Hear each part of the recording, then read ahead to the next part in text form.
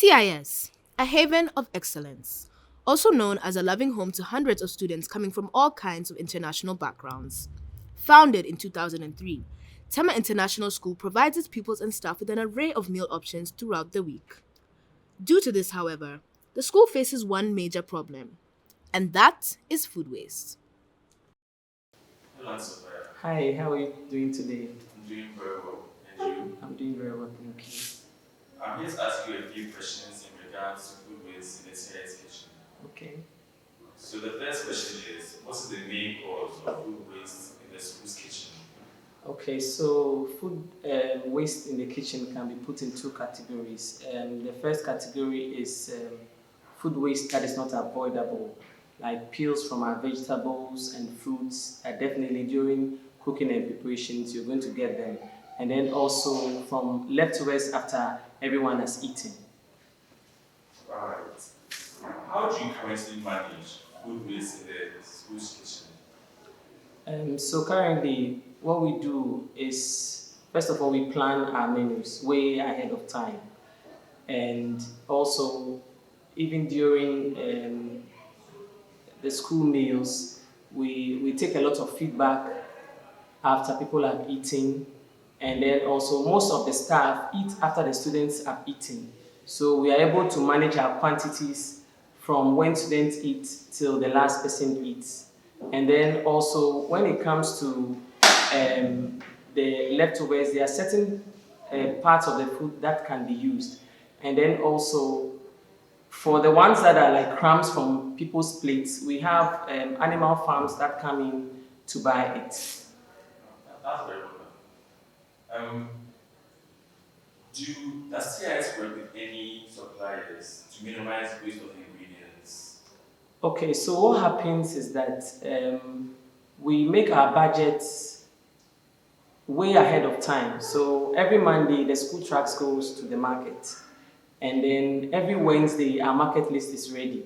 So what we do is that we monitor the quantities before we allow the suppliers to bring it. Say I buy a bag of cabbage this week, and then I've ordered for another bag. During the week, I'll be checking. If I don't need to add on that bag, I'm going to stop the supplier, or I'm going to ask them to bring it on another day. And then also, when it comes to managing what has already been cooked, what we do is that we ensure that the service staff try to maybe speak to the students while they're collecting the food, and then make sure that you take what you can eat. Yes. Okay. In regards to how the kitchen manages food, have you ever had any issues with that technique you guys use?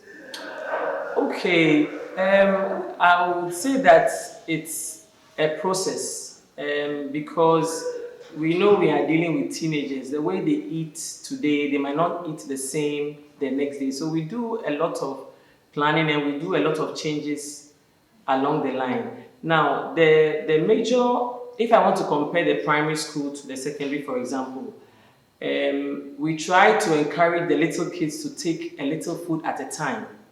But you know, these are little kids. But when it comes to adolescents, they are so sure of the amount of food they want to take.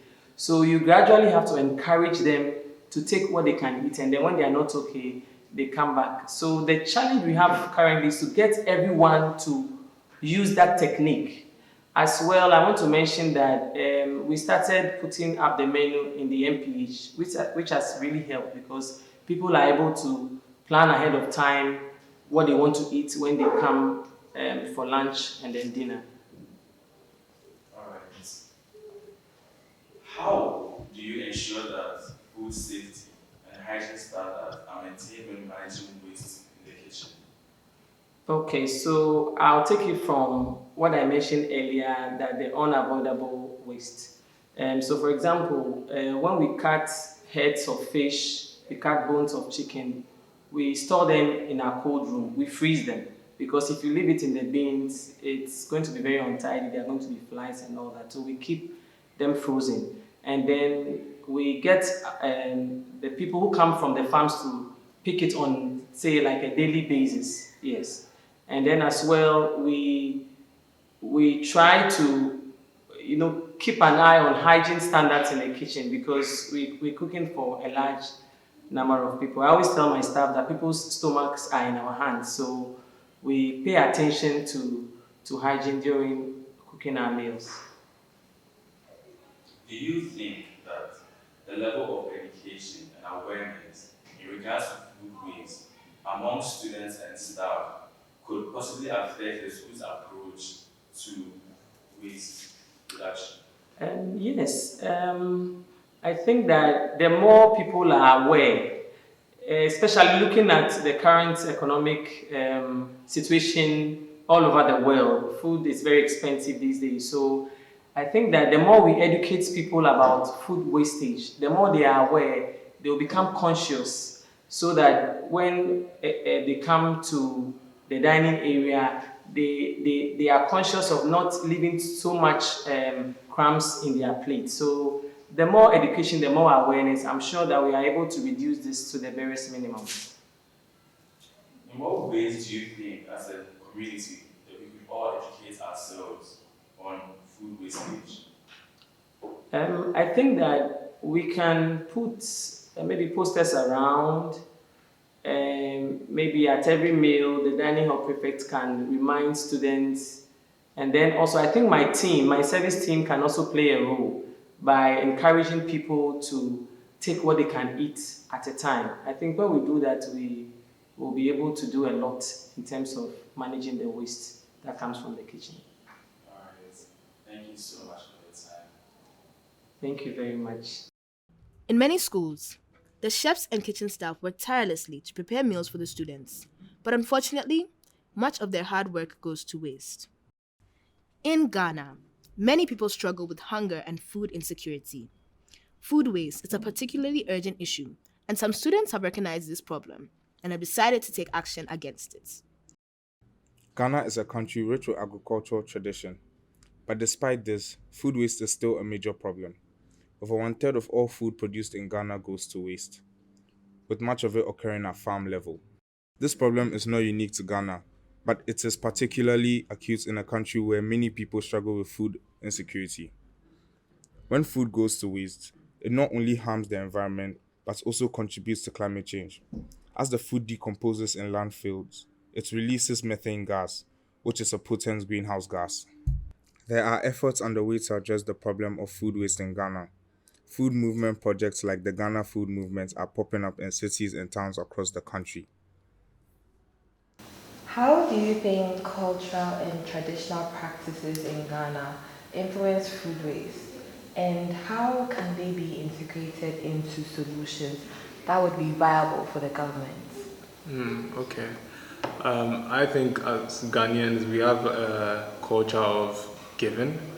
I feel like in the long run, the government should come up with strong donation policies, food donation policies, that would really, really help food banks, or even we should try and implement more food banks here in Ghana so that food that is about to get spoiled or food that's about to get wasted can be sent to these food banks to better someone's life. I feel like the government can have those kind of policies in place just to help the food waste go down, so they don't end up spending so much money in terms of food waste. So yeah. Okay. You mentioned a top-down approach to solutions. How do you work with the government and also policy makers and other organizations to reduce food waste, as well as the sufficiency issues you talked about earlier on in Ghana? And also, what policy changes do you think are important to implement? I think, for example, for first things first, the policies, we need to really look at how we really import food and export food out of Ghana. I feel like we need to be doing more exporting than more importing.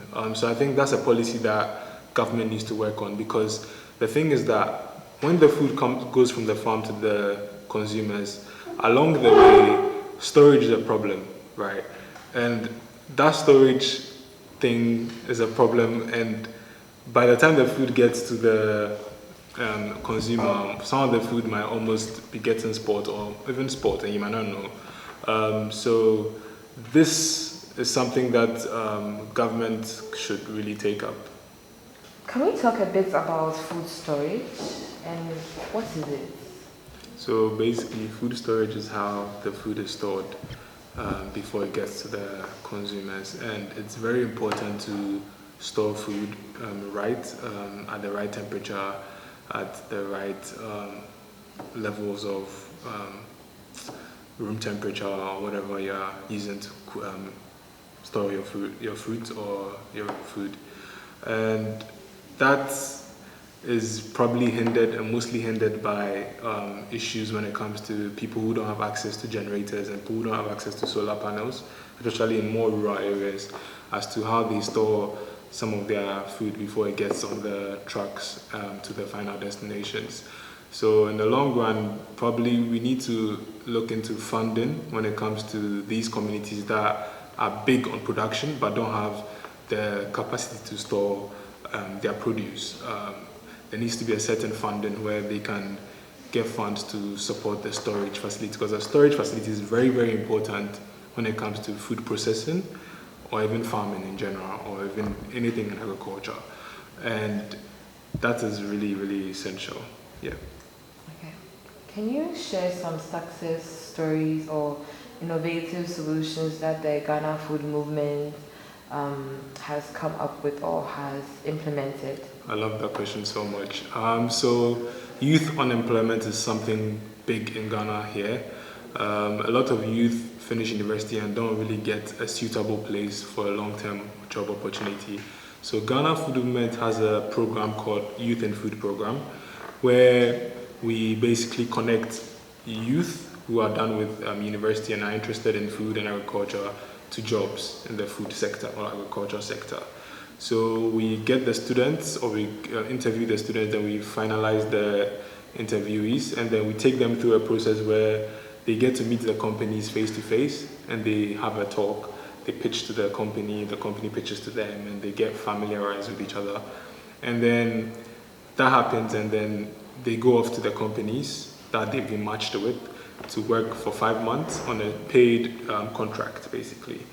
And we feel like that is really helping a lot of youth to get inspired to go into the food sector or the agriculture sector and not only follow the white collar jobs like sitting in an office and with your suit and tie.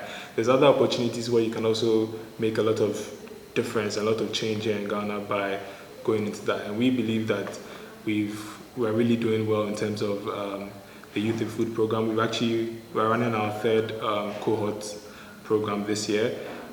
So yeah, we are making a lot of waves in youth employment here in Ghana and trying to link more youth to come into the food and agriculture sector to raise it up into a higher level. You mentioned the Wasted Food Festival earlier on. Are there any functions or events that are being held or could be held to put an end to food waste in Ghana?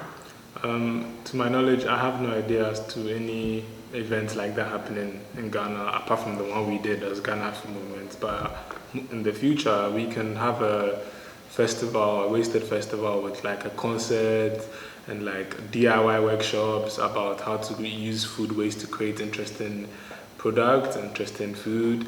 That would really get people into the conversation about food waste in Ghana. So there could be a really big festival in Ghana here about food waste. Yeah. Okay, thank you so much for your time. Thank you as well for your time. It's been a pleasure to talk about food waste here in Ghana, and I hope we can really impact the food waste problem here in Ghana and try and change it to a positive thing. Yeah. With better management practices and community initiatives like composting, we can reduce food waste in Ghana and ensure that everyone has access to the nutritious food they need.